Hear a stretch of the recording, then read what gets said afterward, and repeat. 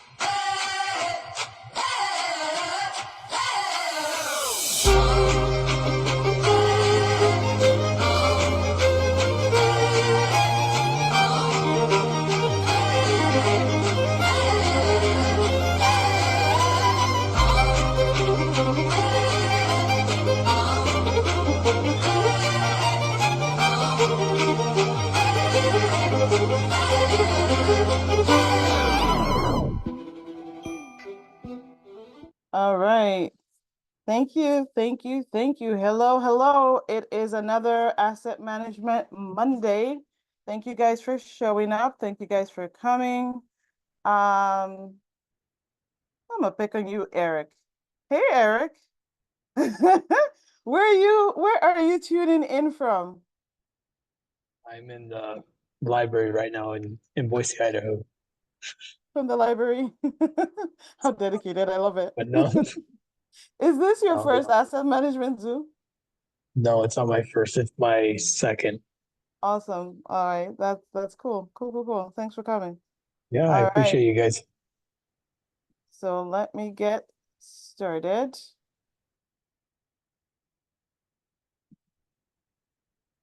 All right. So today we're going to be going over best practices for investor relations and reporting in multifamily.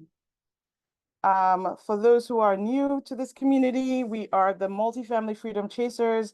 Our goal is to empower in any way possible through education, etc., 9-to-5ers, working professionals to believe that financial freedom is attainable through multifamily apartment investing. And that's essentially what we stand for. We are available. You can connect with us through Facebook for those who are not Facebook users. We also have a WhatsApp group that is the QR code should you wish to join. And so we offer a variety of educational events, all free. On alternating Mondays, it's either the asset management series, which is what we have today, or we have an activation Zoom where we bring in seasoned owner operators and celebrity guests essentially to activate us and show us how they, tell us about their journey. And the goal is to show us that it is possible. Proximity is key. Proximity is power. And then on alternating Wednesdays, we either have the Miles family, they are our debt brokers. They give us an idea of what's going on in the debt market, or we have broker talks with underwriting. Okay. The asset management Zoom series is held by Bibi and I. Bibi is based in Dallas, Texas. She's a mom. She's been a seasoned operator for over a decade. And I am up in the Northeast in Massachusetts. I am a pharmacist and also a mom.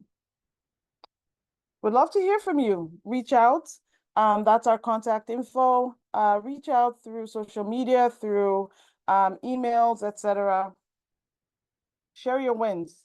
Ask us any questions about asset management, etc. So we'll dive right in to our learning objectives. And I'll just pause here to say that for me, when I first heard about investor relations, because that's a huge role that I play now. When I first heard about investor relations, I was on a particular free group, and I asked what it was, what the tasks were, and I was told I was asking too many questions. That was literally what I was told. They said, "You want to know everything about everything," and my answer was, "Yeah, I do. I want to know what this is all about." And they said, "Nah, just get the deal first, and then you figure it out." So I didn't know what investor relations was, and I'm hoping that by the end of this, for those who may not be too familiar with it, they become a little more comfortable with what the tasks involved are, how to do it properly. And feel free, by all means, if you're already involved in investor relations, share your techniques if there's anything that we missed. And then we're going to go over reporting, how we report certain things to the lender. Let me just check let me make you a host, Bibi, so you can keep an eye on oops, I don't know what I just did there. There we go. Make a host. All right. So, the goal essentially in investor relations is to attract, right? You want to attract your investors in some way. And I'll stop here. Oh, I thought I was sharing. Clearly not. Never mind. Hold on. You're sharing, we can see it. Oh, I am sharing? Okay, duh. All right.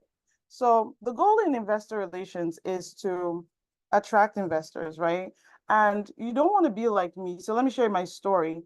My story is, or part of my story is, early on, I was more, I guess I was more interested or more involved in broker relations and underwriting. I thought that that was what I had to be doing.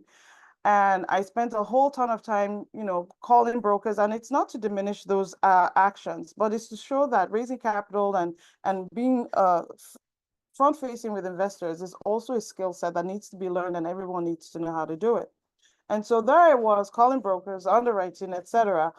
And because the intent for me was to, get into my first deal by finding a deal and bringing it to a seasoned investor. Well, that's not what happened. What ended up happening was the deal was already found by Bibi. She already did all the broker talk. She already did all the underwriting. And what needed to be done was raising capital.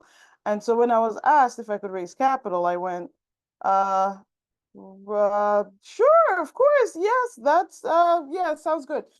Because that was just something, not because I didn't think it was important, but it was something I couldn't squeeze and fit into my day. So raising capital, talking to investors, having those conversations, it says investor relations, it's a relationship, and relationships takes time and it takes quite a bit of intentionality. It's something that you start to do before the deal. All right. And so, and then the goal is to attract these, these investors that will be going alongside you and manage them. Manage them how? Through successful and effective communication strategies. Hold on one second. I think I've lost my, oh, here we are. All right. All right. So some things to consider would be, if you do a good job as an investor relations person, experts, personnel, etc., what happens if the projects, those projections, remember, we don't make promises, we don't guarantee anything, but what happens if the project doesn't perform as well as you had planned? Will your investors reinvest with you? So that's something to think about if you've not already delved into this, and this is, your first time. If it's something you're already doing, it's still something worth, thinking about. Another thing is, do you do such a good job that your current investors are willing to refer others? If no, why? So those are things you want to think about as we walk through the slides and as you go along in your investor relations experience. So one of the things that you're going to find out when you're on the other side of investor relations, which is an arm of asset management, is you're going to be managing the expectations of people that are arriving with different backgrounds, different experiences. Some people have had wonderful experiences with in their investing career. Some have had absolute nightmares. All these people would be coming into a deal, and the focus of what I'm, referring to are deals that are acquired through syndication. So every co-sponsor or every general partner comes in with a small army of investors. And at some point, all these investors need to be managed by a primary person or persons. And so all these investors are coming in with different notions and perceptions of what they're expecting should happen with this particular deal based on past experiences. Some of them have, personal biases, and they bring that along with them. And in some way, shape, or form, you have to manage expectations.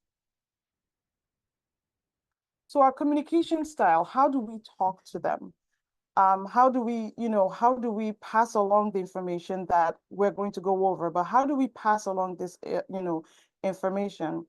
Knowing who you are speaking to is ultra important.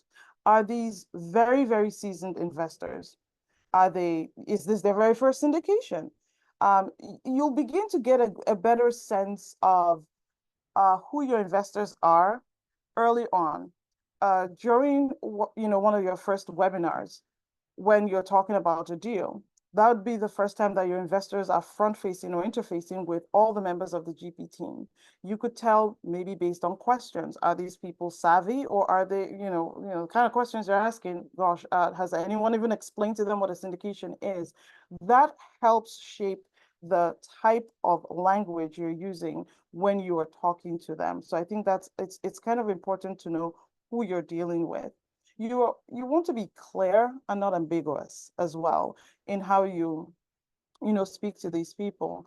Above all, never make promises. Do not make promises. We don't promise, we project. We don't guarantee, we project. It's an investment. And that, I think, should be made clear. Let me go back to sharing my screen. Give me 1 second. If I'm not, oh, am I sharing the entire desktop? Hold on. I don't want to share the desktop. All right, there we go. How we speak to them, it needs, well, and when I say speak, that could be verbal, that could be in written, in written format. It should be clear, and we should be consistent. What you don't want happening is, as an example, you don't want some communication, whether it's written or through a webinar, etc., saying your returns are going to be 10%, and then in another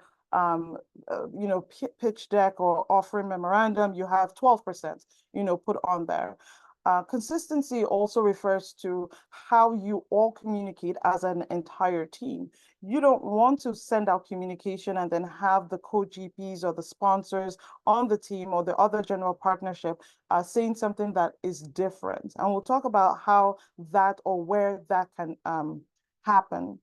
Transparency, right? So transparency is key in building trust.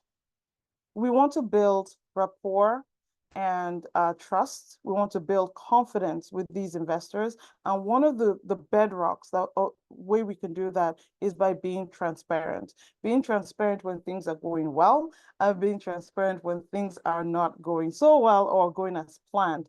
And then the frequency and or the sense of urgency that we also show when we're responding to an investor concern.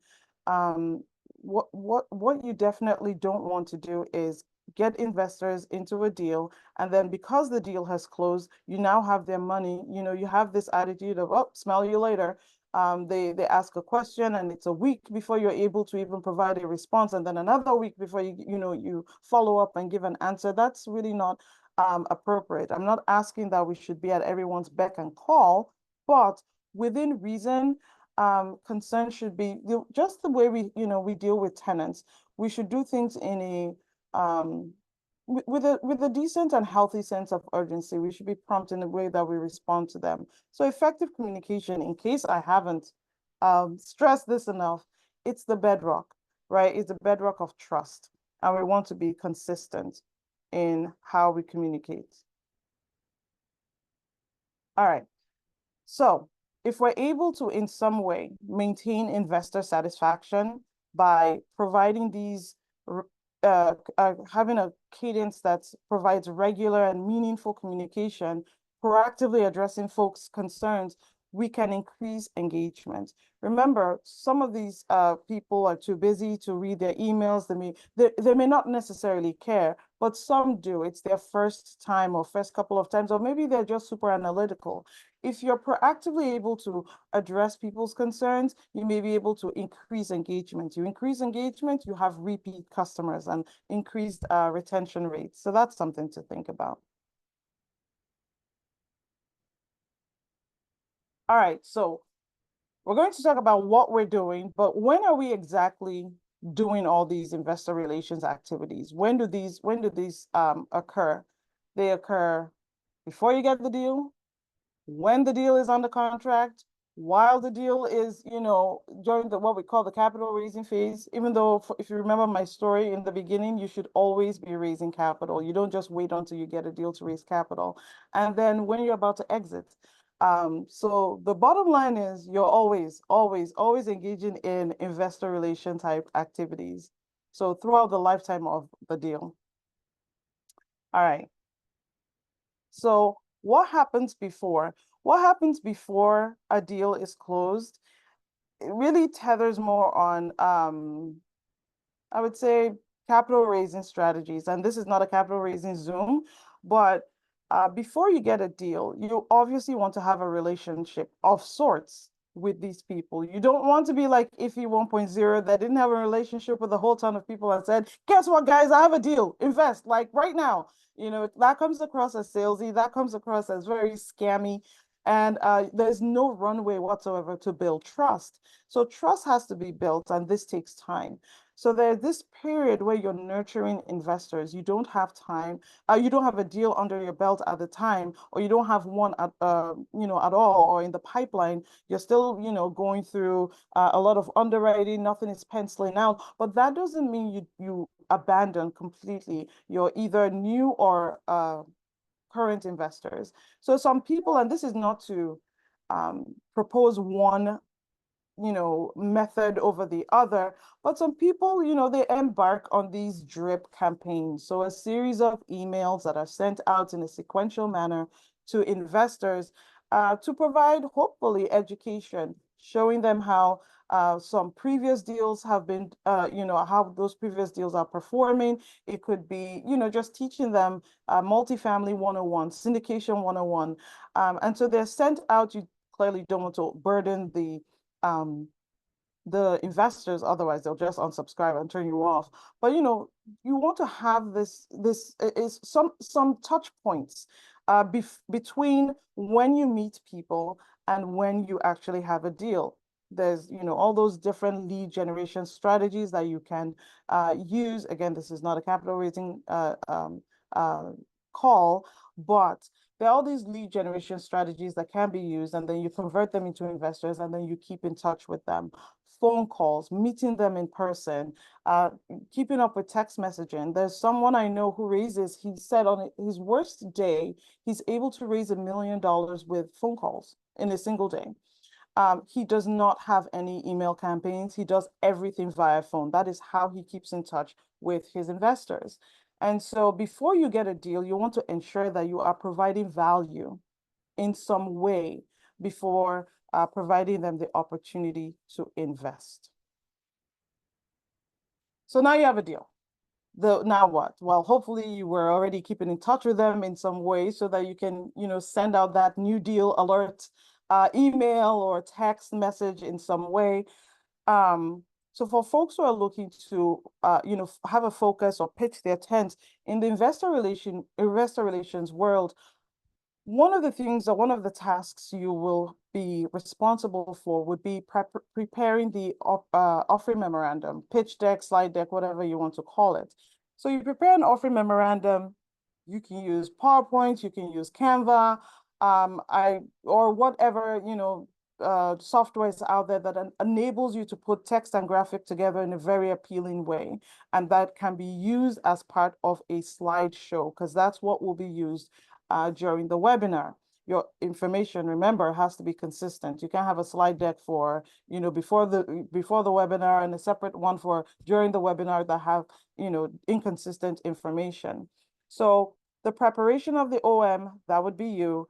The preparation or all the activities surrounding the webinars, the investor webinars, those live webinars where they're able to come find out more about the deal, interface with the sponsors or the underwriter or the asset management team. That would be you preparing that. And also during those webinars, especially for folks, investors who are new, that might be their first time coming in touch with your investor portal. So your investor portal, again, there's a heavy focus in what I'm saying with regards to syndication. If it's a JV, it might be done differently, but your investor portal would be this platform that you guys would be using to collect, where all the investors are able to sign in, create an account. They can view the offering memorandum through there. The private placement memorandum is on there. They're able to you know, provide supporting information to support the fact that they're accredited or not, depending on the type of raise that you have, and the wiring instructions, which is most important for how you're going to fund the deal, would be there. So I'll take a pause here and ask who has either done a deal and is using a particular investor portal that they like, and who has invested as an LP and you use an investor portal in one way or the other. You liked it, you didn't like it. What are your thoughts? Yes, no? No one has used or heard of any portal? Which makes my job easier. Okay, well, no, wait. Yeah. Kathy was able to. I have just signed up for InvestNext. I was a co-GP with, well, I am a co-GP in another, in an asset that we just closed. And I realized afterwards that I really should have my own portal. And so I'm in the process tomorrow of having my first meeting with InvestNext, but I've signed up. I've done the monthly contract right now. And I think it's going to be challenging because I don't do technology easily, but I think it really is important to have that in place. And one of the things that was said was you can take your email list once you are set up and you can send your link out and tell everybody to go sign up. And so, you have some additional impetus there. Yeah, that's true. Let me ask you, the deal that your GP on, did they use InvestNext? Yeah, they did. They did. And that I thought the person who had the program was proficient and they weren't. And so caused a lot of confusion myself. And then you can't tell your investors what to do if you're confused. So Exactly. anyway, I've gone back to square one. I'm going to learn myself and then have, do the transition over, and it'll be fun.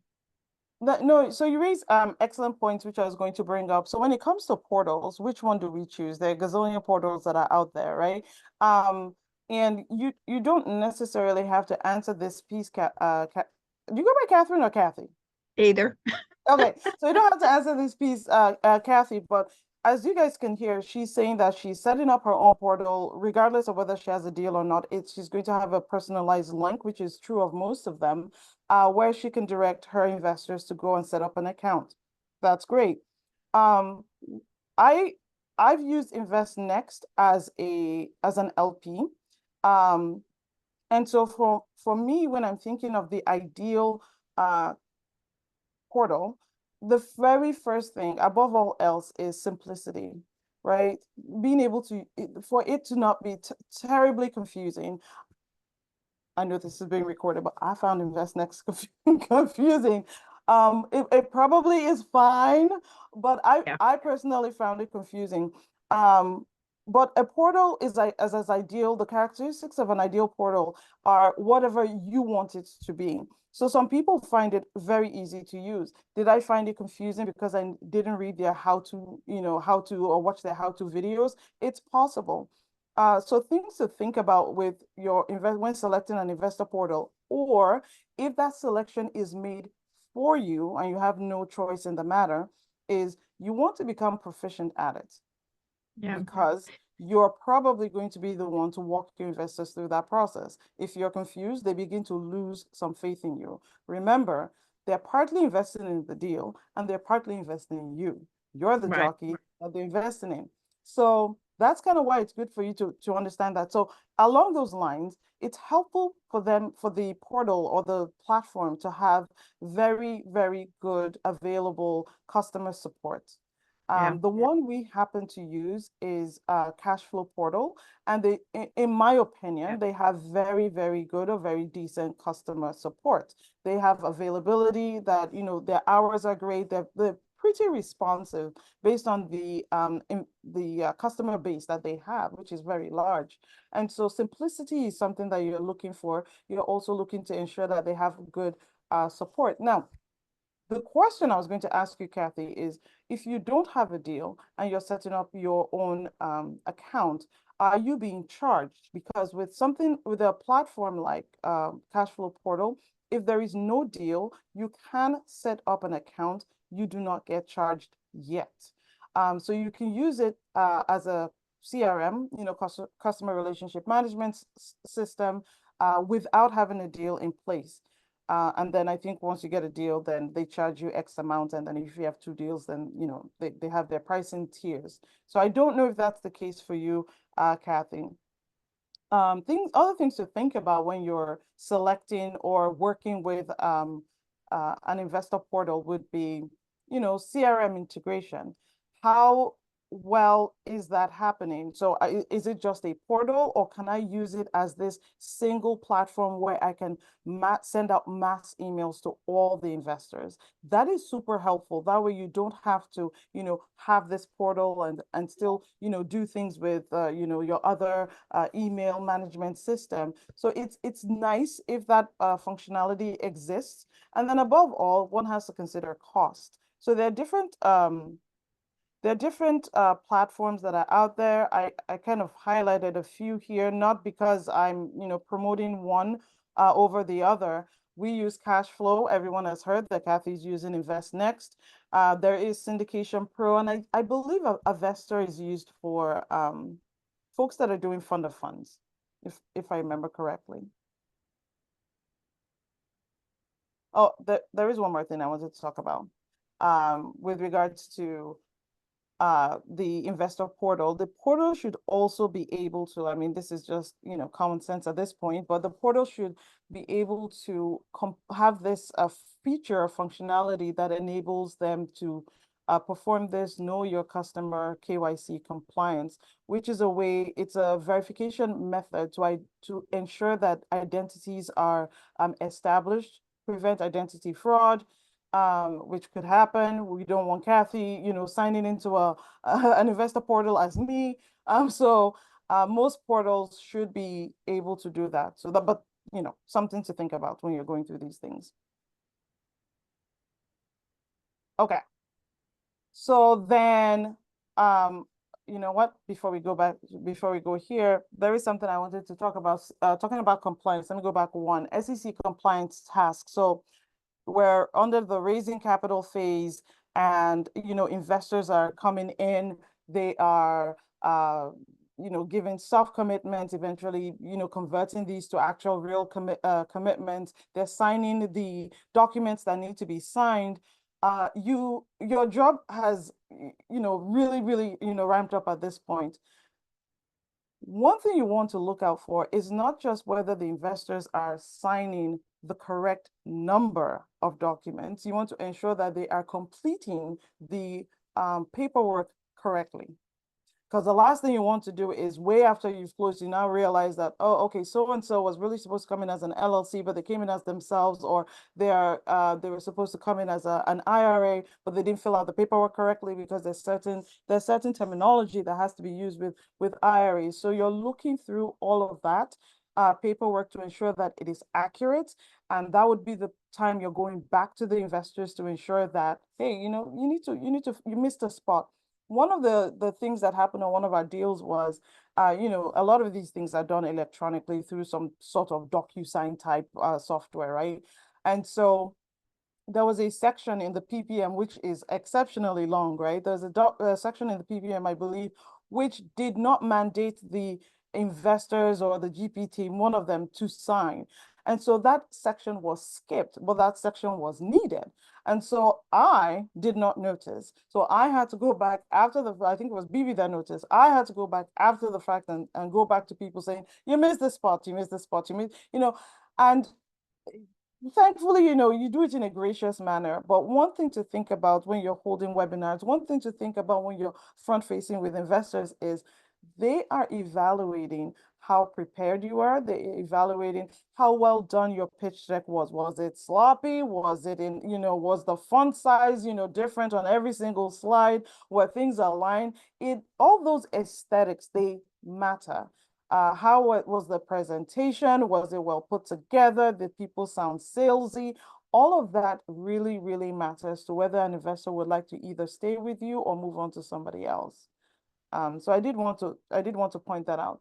Another thing is with regards to SEC compliance is something which I'm sure we all know, the blue state laws. I think blue state filings is what they are, which mandates that if a company is selling a security in all these different states, those states have to be notified, right, to prevent any form of fraud happening. So think about if in your deal, you are raising $1 million as an example. Let's say this is an accredited, you're only accepting accredited investors and the minimum is 100,000.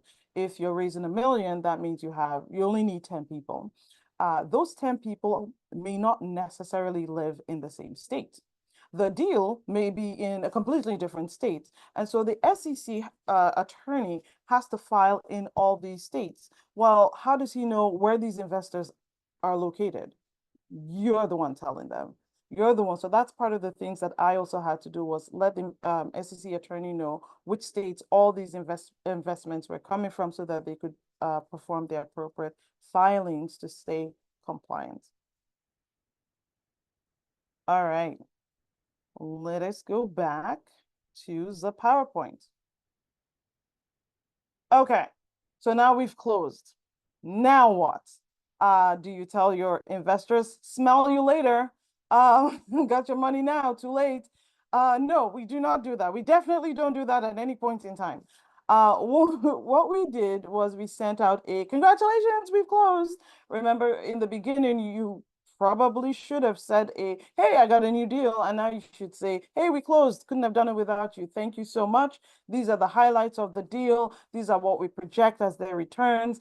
We'll be in touch.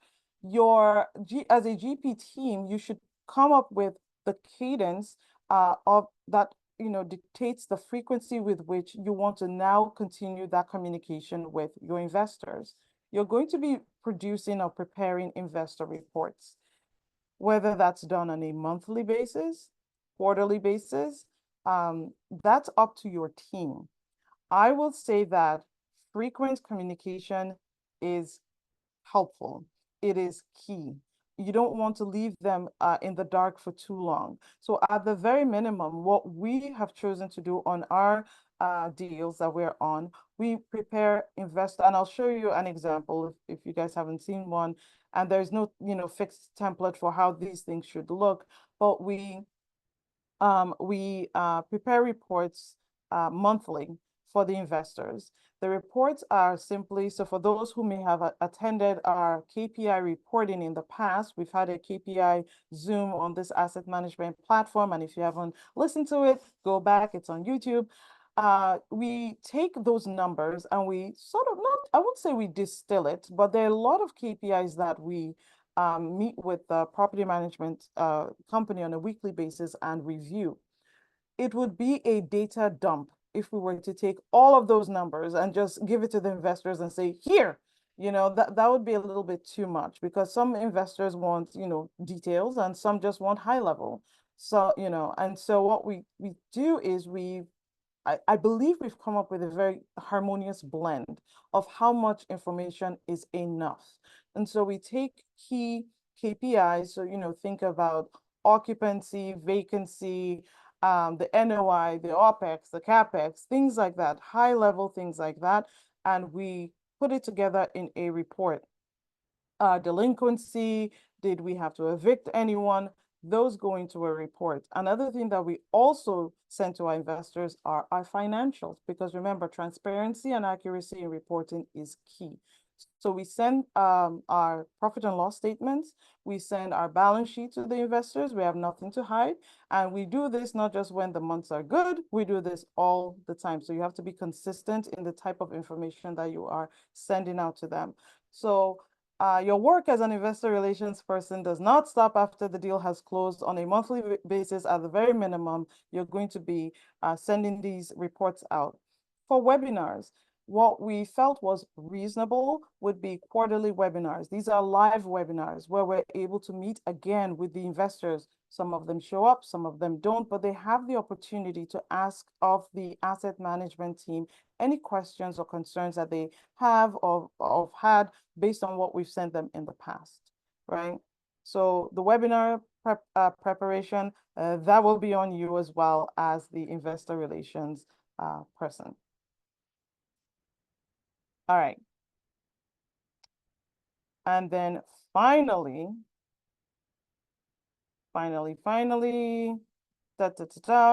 we have our exit, right? So I haven't gone through an exit yet, but I can only imagine that when we are going to exit, we won't do so quietly. We won't leave the investors in the dark. We will let them know ahead of time, because remember, the exit can happen before you projected, at the time you projected, or after you projected, based on what the market is saying. And so informing them of the exit strategy, of the exit plan, and what's going to happen next. Are you encouraging them? And I don't know if this is something that has to be set up at the beginning. Are you encouraging them to potentially 1031, their profits into another, deal that you just happen to have, etc.? Those are options that can be put into your communication at that time. So I believe that is the end of my spiel. Before I hand this off to you, one of the things I did want to mention is, yes, we are, you're front facing with the investors, but remember your reports, your KPI reports, which we've kind of talked about, but a lot of that comes from your property management company. And your property management company they're not your investors per se, they're part of your external team. And so things that you want to think about when speaking with them is you want to be courteous. Yes, you are managing them. You want to be friendly, but you want to be firm.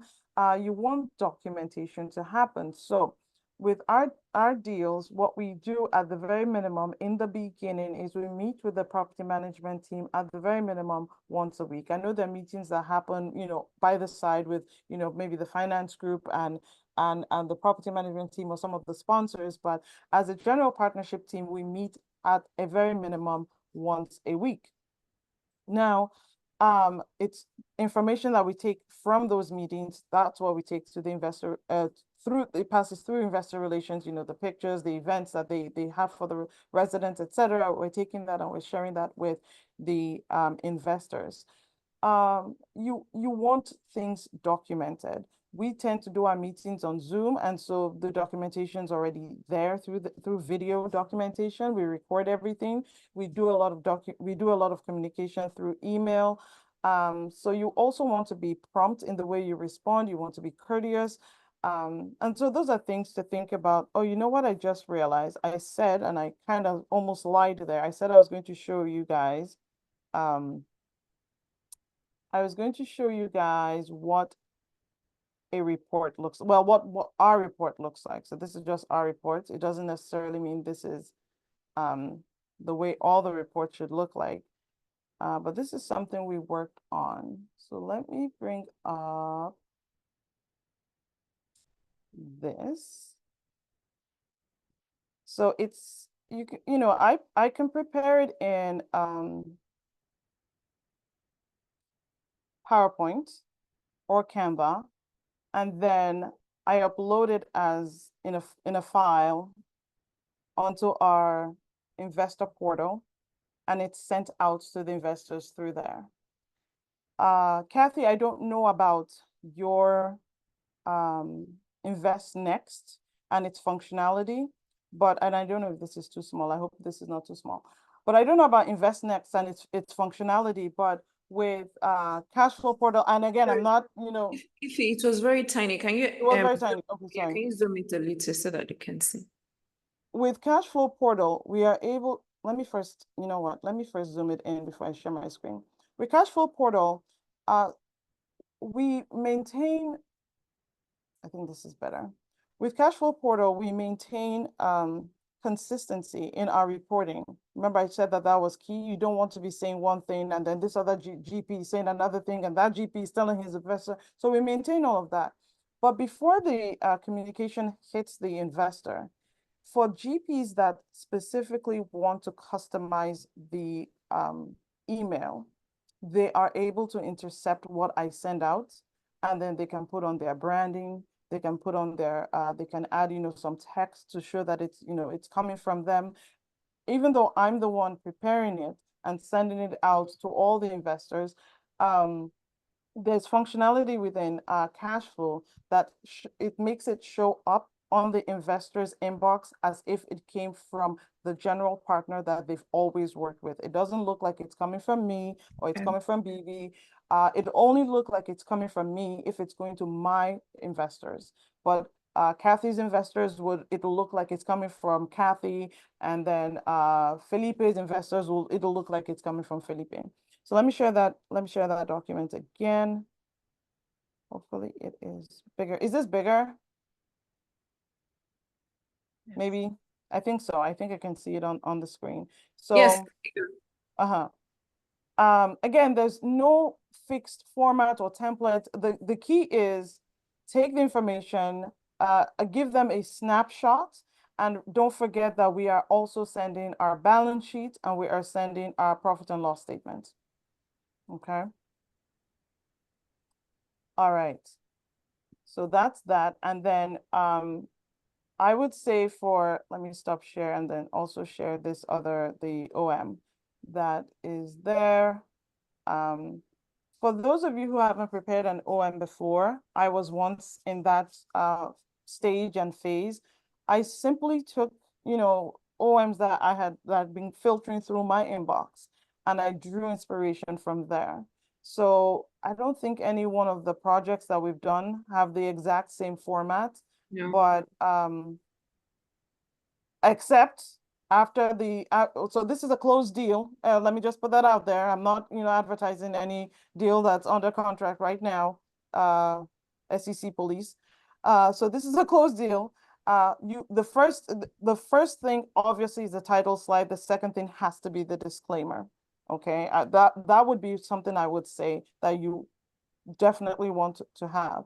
You're going to go over who the sponsorship team is, talk about, the deal, what the business plan is, what the projected returns, and at the very end of the presentation, you want a call to action of some sort. Okay, fine. They've seen all these wonderful things. It's going to, save world hunger if we invest in this deal. How do we go? What are the next steps? So you want to outline, let me see if I can scroll all the way there, and I'm hoping that it's on this one.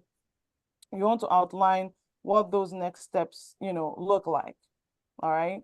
What's the minimum? This is the QR code to the portal. Everyone can make their own, have their own, and set up expectations. Remember, we talked about setting up expectations so that you don't have investors saying 2 days after the deal has closed, hey, where's my money?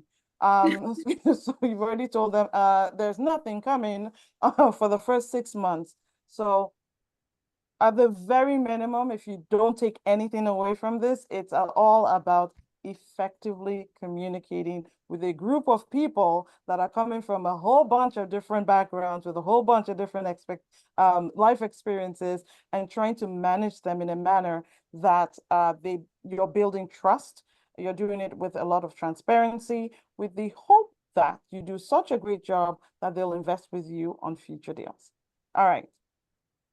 That is the end of my spiel. And then we're going to talk about, or Bibi's going to talk about, oh dear Lord, hold on 1 second. I may have closed the file. You're going to talk about the lender. Give me 1 second. You don't need to. Oh, you don't need, okay, hold on 1 second then. All right. Thank you so much, Ife. You really went deep into communication. The bottom line is that communication is an all-rounder. It's the center and the bloodline of any deal. And if you're not communicating, one, to your team members, because the team members is very, very crucial. You can be a GP team and you really know nothing about the deal. We've seen that happen over and over again. So communication with the GP team, communication with the external team, which are the property management, communication with your investors, and now communication with your lender. Some people don't see that as very important, but you're forgetting to understand that the lenders are the major stakeholders. They own most times 70%, 75%, 60% of the deal. So since we all know they own that, that means they have a say in so many things. There's this very big document they give us at closing, and that document is called the closing doc. It entails so many things. Before, when I just started my real estate journey, when they gave me those documents, all we do is sign and we throw it into our archive. We archive it and that's it. We bought the deal, period. Everybody go to sleep. But something happened, so we learned our lessons and we now knew that, no, there are many things in that agreement that you need to follow through. So that's where the communication comes in. The document you're signing with the lender, there's some form of commitment, some orders or covenants, and these things are in stages. They'll give you a timeline to report them, and some of them, as they have to do with repairs. Some of them is you have a timeline to do some CapEx repairs. So if you're not following those agreements that you have, you will just fall through from it. And before you know it, the lender will say you're in default. And you know what that means? They can call the loan due if you do not comply. So you want to try to avoid that. So that's why the communication with them is very important. So what are the forms of communication you should be giving to your lawyer? To your lender. So depending on the lender, we have bank lenders, local banks, regional bank lenders. We also have the agency lenders. We have private lenders as well. So all of them have their different requirements. But I'm going to just talk about briefly, because time is almost gone, about some requirements that are peculiar to each of them. So for a lender, a bank lender, if you're getting your loan from the bank, theirs is DSCR. They're very particular about your DSCR. They're particular about your yearly T12, that's your profit and loss. They're very, very particular about, and they're also particular about the guarantors. So regardless of anything, they want to be sure that if anything happens to the deal, the guarantors are liquid or they can foot the bill. So they're particular about that. So you need to be reporting, they'll give you a time to report that. That means you'll be submitting your tax returns to them as often as every year. You'll be submitting financials every year, and you'll be showing them your DSCR, because each year you have a level of DSCR you should not go below. And if you go below that, then that is risky for them. And they might be forced to just ask you to maybe call the loan due if you're not complying and all that. So you want to avoid that. So for them, when you're changing your internal team, like your property management and all that, it's not really a big deal for them. They do not take that into seriousness. You can change your property management company and don't inform them. All they want is those things that they've told you. So that is for the local, that's for the bank. But when you're dealing with an agency, some of their requirements are, these are the common requirements from them. You need to do a quarter, they will allow you to stabilize, maybe for 6 months, you stabilize. Then after that, you'll be giving them quarterly reports. They'll be asking you for your financials, that is your rental, your profit and loss, quarterly profit and loss, and they will ask you some particular questions. What is your vacancy? What is your occupancy? Did you change your property management? Did you change your management team? Did anything significant happen? What was your CapEx? And the reason why they're asking those things is to be sure that you're in good, your property is still very good and there's no issues. So those are part of the things you'll be reporting on a quarterly basis. And besides that, there's some things on your covenant, on the loan doc, that you also need to be reporting. So for example, before you close, they come and do a random inspection on the deal you're buying. And why are they doing that? They're trying to look for issues that might be, that can bring about danger to the property. So anything that needs replacement, they will ask you to replace it. So at closing, if that thing that needs to be replaced is 500,000, they're going to hold on to 500,000 and ask you to replace it. So there's a form of communication that is going in during the time that you've closed and you're doing those repairs. Okay, so they might give you 2 weeks, 6 weeks, 2 years, 1 year. So each time before you get to that time, they will send you a reminder. Remember, you have to inform us about it. So if you have a 2 weeks project, you should ensure that you are doing it and you're communicating back to them. So the moment you are done, there's something called draws and reserves. So that money that they've taken from you, let's say the 400,000 that was taken from you at closing, is your money. They just took it as a guarantee that you do the job. So that 400, that's not the money you used to pay for the job. You use another money from somewhere else to execute the job. Then you request for the money that they took from you at closing. So it's called draw. So you'll be taking, I don't know if you're conversant with fix and flip and you've done deals with hard money lender, that's how it's done. That you collect money from hard money lender to do the renovation. They don't give you the money in bulk. They'll give it to you based on the milestones you've met. The same thing applies to this one. So based on the milestones that you've hit, you ask for draws. So those are the communication that will be going on between you and the lender, and they will come down and inspect. So one thing you also want to try to do is to keep that relationship going. It's not only when they ask you to report, sometimes you just need to check in and create a rapport with them, because you never can tell. For example, if you have an issue on that property, because, we had good operators, what they call it, their deals fell apart recently. Good operators, people that are very good with operating deals, maybe because of the loan debt that they took, the deal did not work out and all that. But some of them were really, really communicating with their lenders. And because they had created a rapport, some of the lenders were willing to give them maybe a 6 month or 1 year extension for them to sell and do that. So that relationship communication is very important so that when that time comes, you can use that as a leverage and continue on your journey. So it's not just when they ask you to report, you can just check in and say, give them your own report. The property is doing well. This is where we are, this, that. Hope you're doing good. I just said I should send you this. I do that frequently to our lenders. And sometimes they wonder why I do it, but I do that to remain consistent for them to know you didn't just give us your money, we're on top of it and we are serious people and all that. And it's paying off. So these are some of the communications you're doing. Don't forget they're the most, I mean, they have the highest stake, they're the highest stakeholders. Your investors are not even the highest stakeholders. They are the highest stakeholders on your deal. And I think they deserve it as much as possible for you to create that communication and relationship with them. So that's all I have, Ify. Oh, sorry. Awesome. I think I was muted there. This is where we only have a few more minutes before we hit the hour. Does anyone have questions, concerns, comments, feedback, things we missed, things you would like clarification on, what has worked for you, what has not worked for you?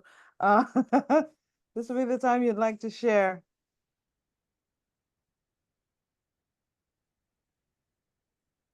Yes? Oh, there you go.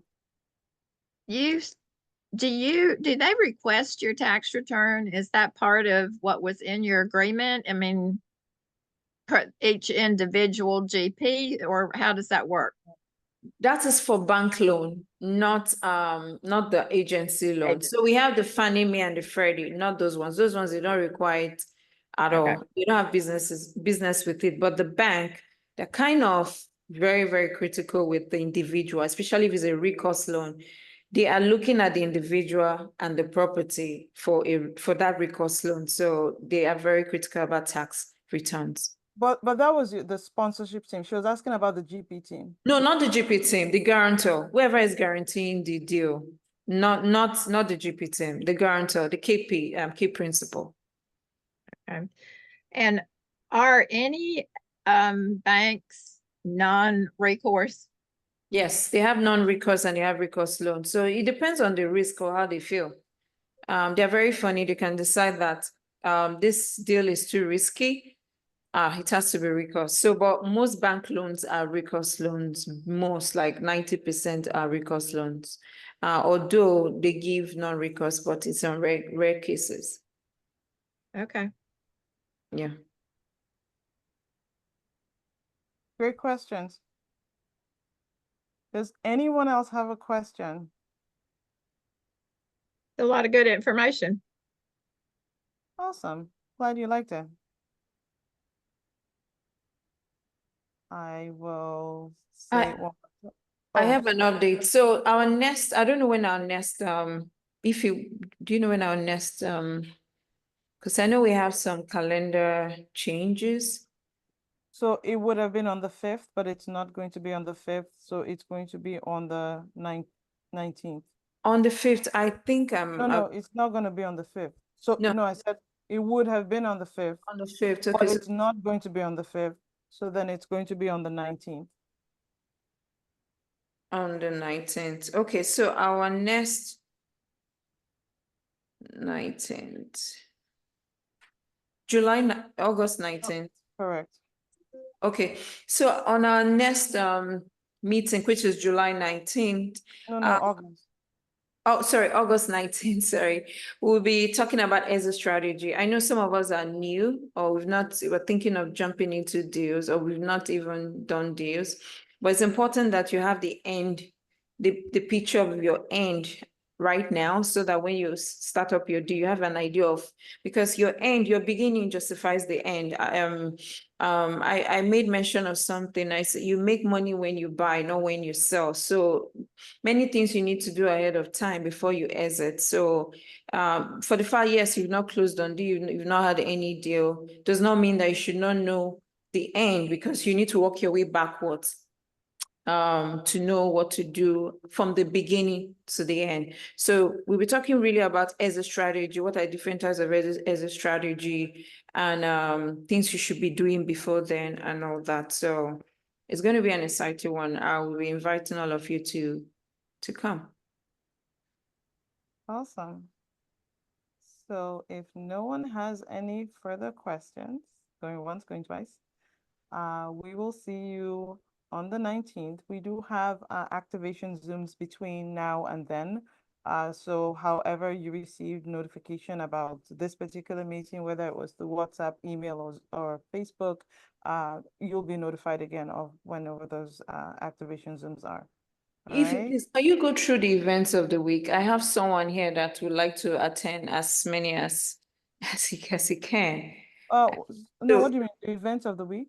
Yes, for MFC, brokers call those, yeah. Right. Okay, so I did go over that at the beginning. So I said that on alternating Mondays. I don't know if this is what you're referring to. So on Yes. alternating Mondays, um, it's either the asset management series or activation Zoom. So the asset management series is exactly what we're doing right now. And if we're not doing that on a Monday, then what we're having is a celebrity guest who is usually a seasoned owner operator that's coming to share their origin story to hopefully encourage us, the group, to show you that you can do or be where they are. And then the next meeting day of the week are Wednesdays, and they also alternate. So on alternating Wednesdays, we either have an overview of the debt markets, and I believe that's what we're having this Wednesday. We have a debt broker family, Jerry and Shelley Miles. They give us an update of what the debt market is doing. You have access right there directly to a debt broker, and you can ask questions. If it's not the debt market that we're discussing, then on the other Wednesdays, it's broker talks / an underwriting, mostly napkin underwriting Zoom with Kevin and Ed Shamirian. Yeah. Is that what you were referring Yes, to? yes. Okay. Exactly. Yeah. Thank you. All right. All right. Well, thank you guys for joining us, and I will bid you good night. Thank Good you very night. much, guys. Good night, everyone. Do you guys have a link to a calendar I can reach out to you guys at? Who is Oh, asking? yes. Maybe you can post yours in the I will put my link through. You see my calendar there in the Yeah. chat. So I'll, Okay, yeah. thank you.